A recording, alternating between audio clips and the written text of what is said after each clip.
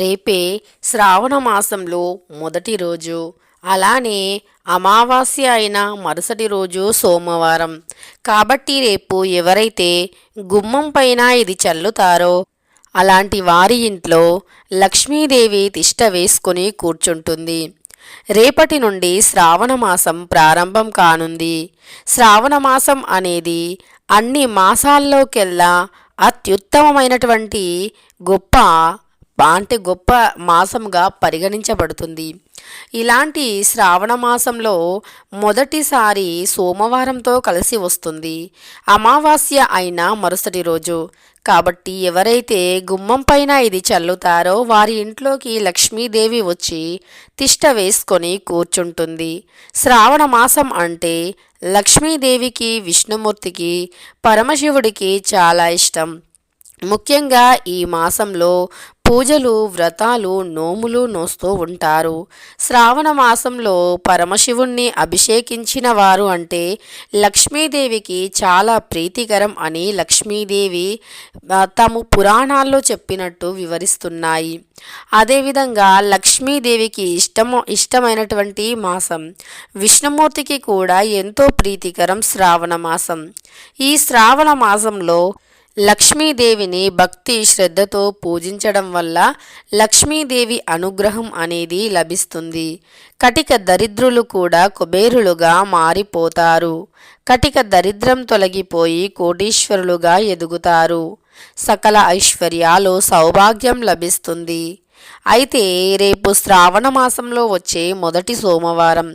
ఈ శ్రావణ మాసంలో ప్రతి ఒక్కరం కూడా గుమ్మాన్ని ఉదయం మరియు సాయంకాలం 2 వేళలా శుభ్రం చేసి అలంకరిస్తాము.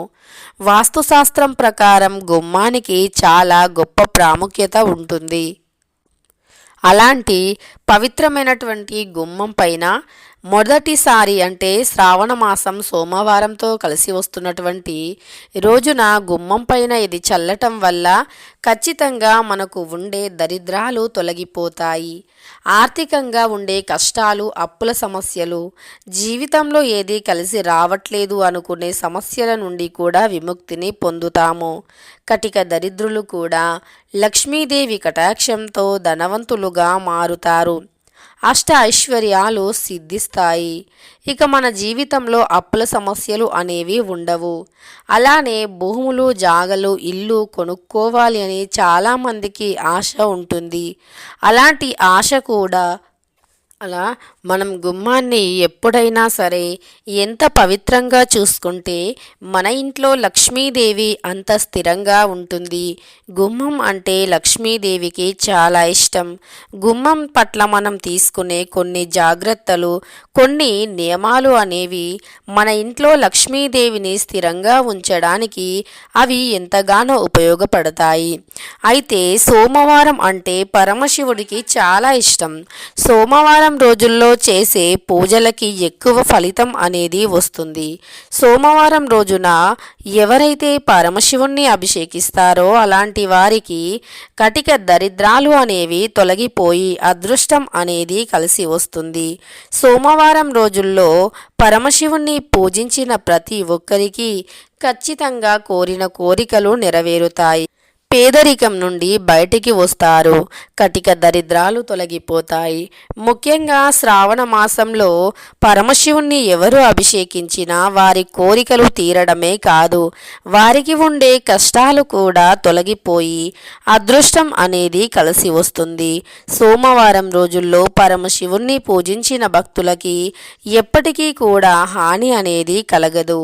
అంతేకాదు, ఈ శ్రావణ మాసంలో పరమశివుణ్ణి ఎవరైతే భక్తి శ్రద్ధలతో పూజిస్తారో అలానే ఈ శ్రావణ సోమవారం రోజుల్లో ఎవరైతే పరమశివుణ్ణి అభిషేకించి పరమశివుడికి తుమ్మి పూలు కానీ లేదా పసుపు రంగులో ఉండే లేదా నీలి రంగులో ఉండే పుష్పాలు కానీ బిల్వదళాలు కానీ సమర్పించి పూజిస్తారో అలాంటి వారికి ఐశ్వర్యానికి లోటు ఉండదు. అయితే రేపు శ్రావణ మాసంలో మొదటి సోమవారం, శ్రావణ మాసం ప్రారంభం. ఆడవారికి పండగే అని చెప్పుకోవచ్చు. శ్రావణ మాసం అంటే ప్రతి స్త్రీకి కూడా ఎంతో ఇష్టం. శ్రావణ మాసంలో చేసే అన్ని పూజలకి ఎంతో అద్భుతమైన ఫలితాలు వస్తాయి. శ్రావణ మాసంలో ఎవరైనా సరే లక్ష్మీదేవిని, విష్ణుమూర్తిని, పరమశివుణ్ణి పూజిస్తే ఖచ్చితంగా వారి దశ అనేది తొలగిపోతుంది. అయితే ఈ శ్రావణ మాసంలో గుమ్మాన్ని మనం చాలా ప్రత్యేకంగా పూజిస్తాము. గుమ్మం దగ్గర ఎన్నో రకాల పూజలు చేస్తూ ఉంటాము. అలానే శ్రావణ మాసంలో లక్ష్మీదేవిని, విష్ణుమూర్తిని పూజిస్తాము. వాస్తుశాస్త్రం ప్రకారం గుమ్మాన్ని లక్ష్మీదేవితో సమానంగా భావిస్తాము. వాస్తుపరంగా గుమ్మాన్ని ప్రత్యేకంగా పరిగణిస్తాము. ఎందుకంటే మన ఇంట్లోకి మంచి రావాలి అన్నా, చెడు రావాలి అన్నా అది గుమ్మం నుండి వస్తుంది. మన ఇంట్లోకి లక్ష్మీదేవి కటాక్షం రావాలి, కలగాలి, అమ్మవారి ఇంట్లో స్థిరంగా ఉండాలి అంటే శ్రావణ మాసంలో ఇల్లుని పరిశుభ్రంగా ఉంచుకోవాలి. గుమ్మాన్ని 2 సార్లు శుభ్రం చేసి అలంకరించుకోవాలి. ఇంటి ప్రధాన ద్వారాన్ని చాలా పరిశుభ్రంగా ఉంచుకోవాలి. అప్పుడే లక్ష్మీదేవి ఇంట్లో స్థిరంగా ఉంటుంది. కష్టాలు అనేవి తొలగిపోతాయి. అదృష్టం అనేది కలిసి వస్తుంది. కటిక దరిద్రాలు తొలగిపోయి అష్ట ఐశ్వర్యాలు కలుగుతాయి. అయితే ఈ శక్తివంతమైన ఆషాఢ అమావాస్య రోజున మర్చిపోకుండా, అంటే ఆషాఢ అమావాస్య అయిన మరుసటి రోజు సోమవారం, శ్రావణ మాసం ప్రారంభం రోజున ఎవరైతే గుమ్మం పైన మర్చిపోకుండా ఇది చల్లగలుగుతారో అలాంటి వారికి ఇంట్లో ఉండే నెగిటివ్ ఎనర్జీ కాదు, ఇంటికి తగిలిన ఘోర నరదృష్టి సైతం తొలగిపోతుంది. నరదృష్టి అనేది ఇంటికి సోకినా, ఇంట్లో ఉండే వ్యక్తులకి సోకినా వారు జీవితంలో ఎదగలేరు, ఏమీ సాధించలేరు. నరదృష్టి అనేది చాలా భయంకరమైనటువంటిది. నరదృష్టికి నల్ల రాయి కూడా పగులుతుంది అంటారు పెద్దలు. అలాంటి నరదృష్టిని తొలగించుకోవాలి అంటే మర్చిపోకుండా శ్రావణ మాసంలో సోమవారం రోజున ఈ చిన్న పరిహారాన్ని తప్పకుండా చేయండి.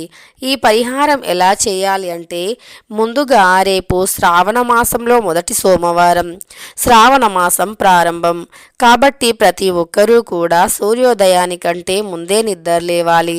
శ్రావణ మాసం మొత్తం కూడా సూర్యుడు ఉదయించకుండానే నిద్రలేవాలి. సూర్యుడు ఉదయించక ముందు నిద్ర లేవటం వల్ల ఇంట్లోకి దైవశక్తి వస్తుంది. కోరిన కోరికలు నెరవేరుతాయి, కష్టాలు తొలగిపోతాయి. కాబట్టి ఉదయాన్నే సూర్యుడు ఉదయించక ముందే నిద్ర లేవాలి. ఆ తరువాత ఇల్లు వాకిలి శుభ్రం చేసుకొని తలంటూ స్నానం చేయాలి. స్నానం చేశాక ఉతికిన శుభ్రమైన దుస్తులను ధరించాలి. చాలామంది విడిచిన దుస్తులను, మురికిగా ఉండే దుస్తులు, చినిగిన దుస్తులు వేసుకుంటారు. అలా కాకుండా పరిశుభ్రంగా, సువాసన భరితంగా, పరిమళ భరితంగా ఉండే మంచి చినుగులు లేకుండా ఉండే దుస్తులను ధరించి పూజలు చేస్తే అప్పుడు దైవానుగ్రహాన్ని సులువుగా పొందవచ్చు. దైవం యొక్క అనుగ్రహం అనేది తప్పక లభిస్తుంది. అలా ఉతికిన దుస్తులను వేసుకొని అలా శుభ్రమైనటువంటి దుస్తులను వేసుకోవాలి. అలా వేసుకొని పూజ చేసి తరువాత ఈ పరిహారం ఉదయం 6:30 నుండి 7 లోపు కానీ లేదా సాయంత్రం 6:30 నుండి 7 లోపు కానీ పరిహారం చేయాలి. ఆ సమయంలోనే ఎందుకు చేయాలి అంటే ఆ సమయాన్ని హోరా సమయం అంటారు. ఆ సమయంలో చేసే పూజలకి ఎక్కువ ఫలితం అనేది వస్తుంది. కాబట్టి ఆ సమయంలో మాత్రమే పరిహారాలను చేయాలి. అలా పరిహారాలు చేశాక మన ఇంట్లోకి లక్ష్మీదేవి రావాలి అని మనస్ఫూర్తిగా సంకల్పించుకొని ఏదైనా ఒక గాజు గ్లాసుని కానీ లేదా ఏదైనా ఒక పాత్రను కానీ తీసుకోండి. అందులో ముందుగా కొన్ని పాలను పొయ్యండి. ఆ పాలల్లో చిటికెడు విభూదిని కలపండి. అలా పాలు, విభూది రెండూ కూడా పరమశివుడికి చాలా ఇష్టం. అందులోనే ఏవైనా కొన్ని పూల రేకులు కలపండి. అంటే పూల రేకులు అంటాం, గులాబీ రేకులు. అలా పాలు అన్నా, విభూది అన్నా, పూలు అన్నా, పరమశివుడికి చాలా ఇష్టం.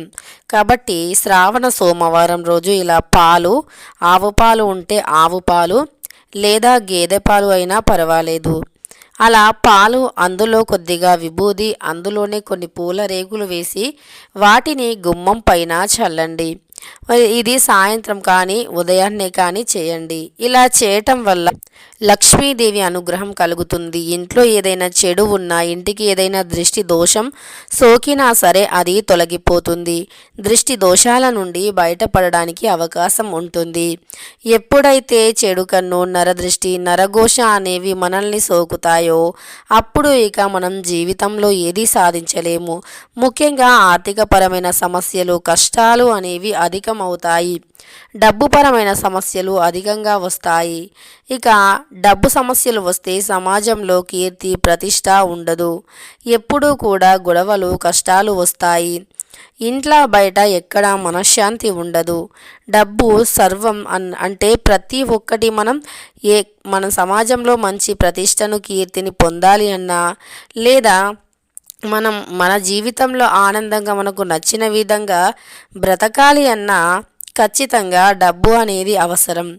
ఈ డబ్బు అనేది మనకు కావాలి, చేతి నిండా ఉండాలి అంటే గనక మర్చిపోకుండా మనం ఈ పరిహారాన్ని చేయాలి. ఈ పరిహారం వల్ల ఇంట్లో ఉండే దృష్టి దోషం తొలగిపోతుంది. ఇంట్లోకి మంచి రావాలి అన్నా, చెడు రావాలి అన్నా గుమ్మం ఖచ్చితంగా ముందుంటుంది. కాబట్టి మనం గుమ్మాన్ని ఈ విధంగా చేసినట్లయితే గుమ్మం దగ్గర ఉండే దోషాలు అన్నీ తొలగిపోతాయి. అదృష్టం అనేది ఖచ్చితంగా కలిసి వస్తుంది. వీడియో నచ్చితే లైక్ చేయడం మర్చిపోకండి. ఇలాంటి ఎన్నో వీడియోస్ కోసం ఛానల్ని తప్పకుండా సబ్స్క్రైబ్ చేసుకోండి.